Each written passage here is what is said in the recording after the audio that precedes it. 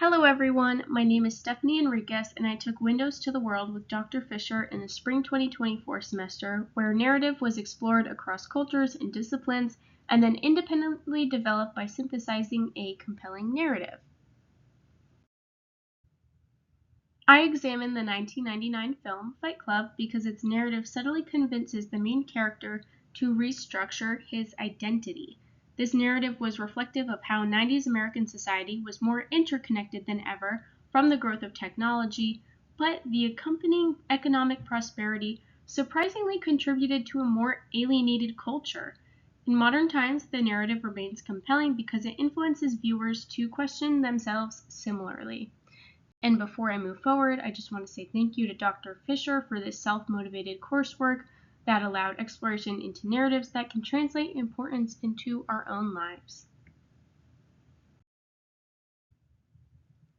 So first, I want to give a brief narrative summary of Fight Club. It follows a male narrator who works a traditional white-collar job, suffers from insomnia, and struggles with general discontentment in life until a freak accident leads him to befriend an anti-capitalist soap salesman. Later, the two bond over their discontentment with 90s society. What made this film compelling were three salient elements within the narrative: identity, consumerism, and liberation. And we'll explore all of these further.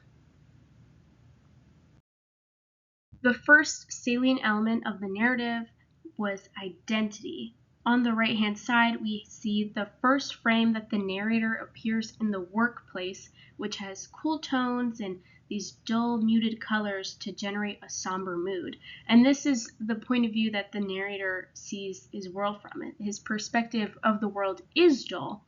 And this likely creates discomfort as the viewer may relate to the overimportance of brands with an identity revolving around them, and it depicts this unfulfilling life. As paired with this quote on the left-hand side, I'd flip through catalogs and wonder what kind of dining set defines me as a person. There is a complete monotone delivery of this line and suggests that brands are making individuals boring to listen to or devoid of character because of their rampant consumerism.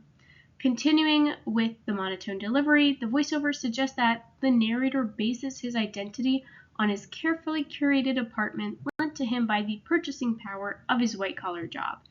While we acknowledge his consumer lifestyle, the audience can also recognize the fragility in the stasis of basing a lifestyle around materialism.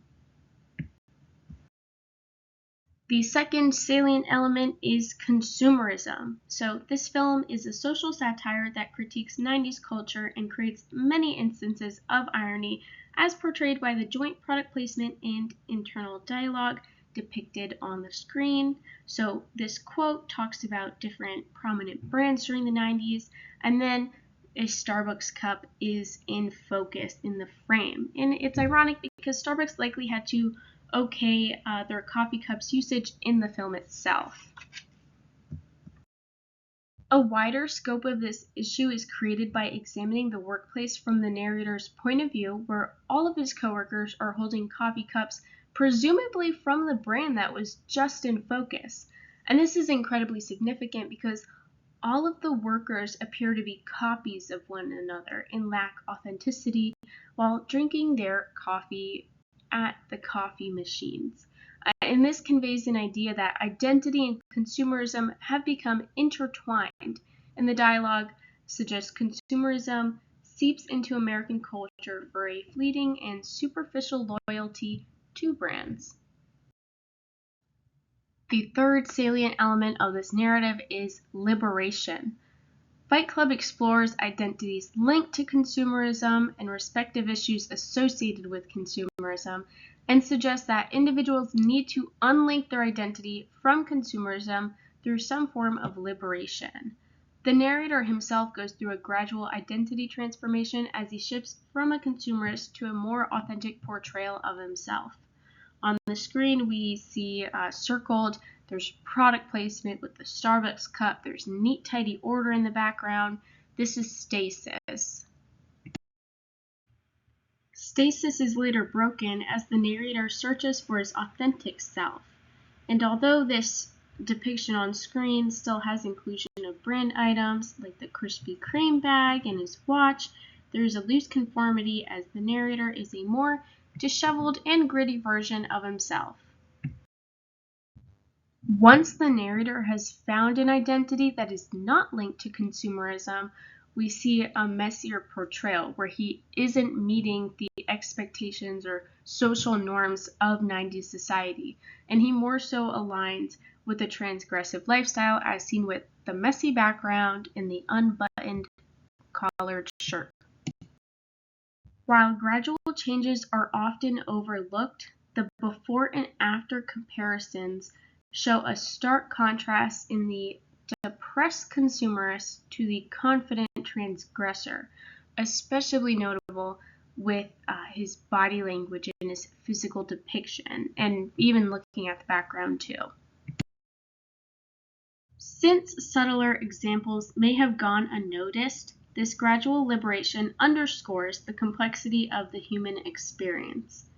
To synthesize the narrative, there is clearly an interrelationship between the salient elements of identity, consumerism, and liberation. Identity and consumerism were introduced simultaneously, implying the narrator, like many others, have linked one another.